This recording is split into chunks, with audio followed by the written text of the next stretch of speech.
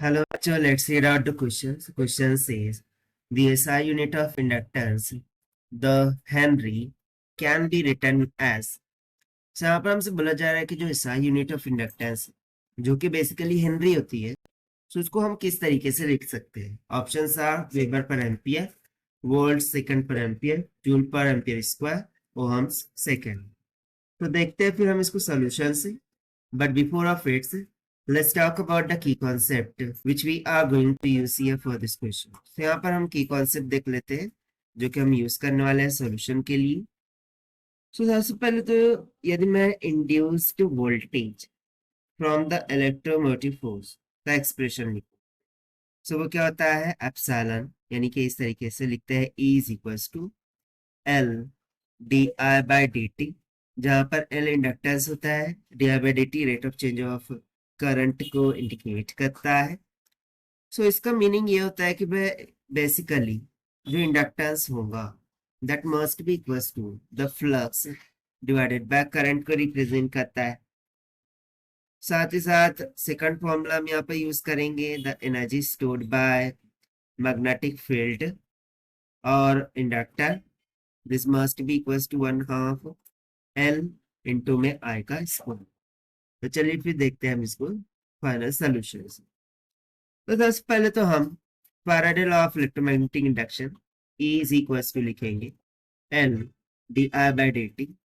अब यदि मैं इसका डायमेंशनल फॉर्मूले की बात करूं, तो जो एप्सिलॉन होता है वो ईएमएफ इंड्यूस होता है, जिसको हम किस में मेजर करते हैं, वोल्ट में। So this must be equals to the dimension of inductance L into the bracket current को हम मिलते हैं एम्पियर्स में, डिवाइडेड बाय, और जो टाइम होता है उसको हम मेजर करते हैं सेकेंड्स। तो यहाँ से हम सिंपली बोल सकते हैं फिर कि जो डायमेंशनल फॉर्मूला ऑफ इंडक्टेंस होगा that must be equals two volt into seconds divided by weber की इक्वल होगा, डिवाइडेड बाय एम्पियर होगा ना, ठीक है, डिवाइडेड बाय एम्पियर। चेक करते हैं फिर क्या ये यूनिट बन रही है क्या, वोल्ट सेकंड पर ampere. So option B is correct. Now next we remember that कि जो इंडक्टेंस होता है this is nothing but equals to flux divided by current. अब इसका डायमेंशनल फॉर्मूला लिखूंगा।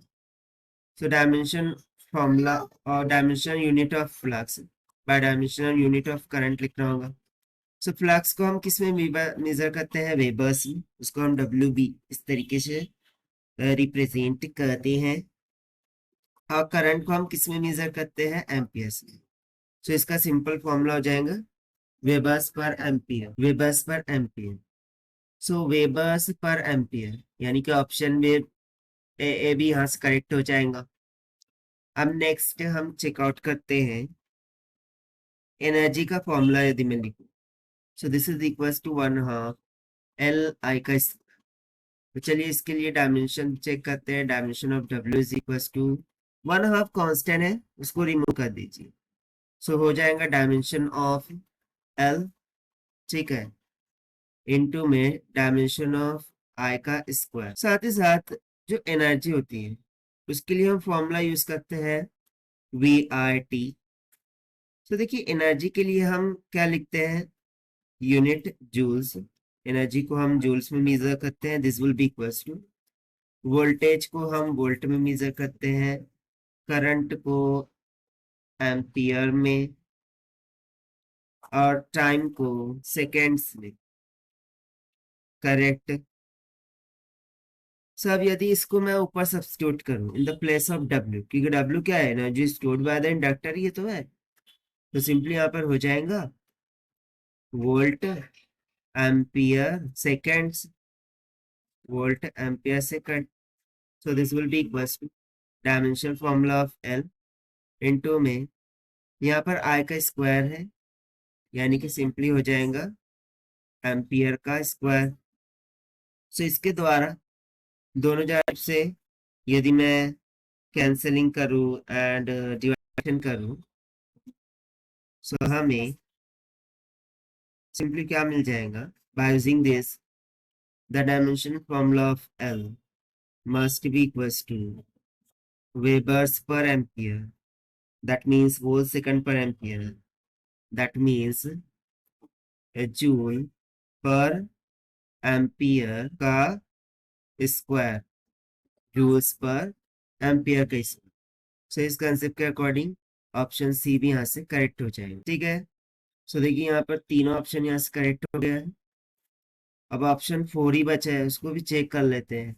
Ohm second. सो यदि मैं रेजिस्टेंस की बात करूँ, सो रेजिस्टेंस क्या होता है, V डिवाइडेड बाय I। इसको हम वोल्ट में मेजर करते हैं और करंट को शॉर्ट फॉर्म में लिख रहा हूँ मैं, एम्पियर्स में, ठीक है। सो चूंकि हमने डायमेंशनल फॉर्मूला फॉर एल क्या लिखा था, वोल्ट सेकेंड पर एम्पियर। सो देखिए वोल्ट पर एम्पियर को मैं रेजिस्टेंस लिख सकता हूँ, और रेजिस्टेंस का यूनिट क्या होता है, ओहम। से हो जाएगा सिंपली ओहम्स सेकंड्स। सो देखिए ये भी एक यूनिट आ गई इंडक्टेंस के लिए, यानी कि ऑप्शन 4 भी यहाँ से करेक्ट हो गई। So all the A B C D options are correct. So this is the required solution. I hope you understand it well. Best of luck. Thank you.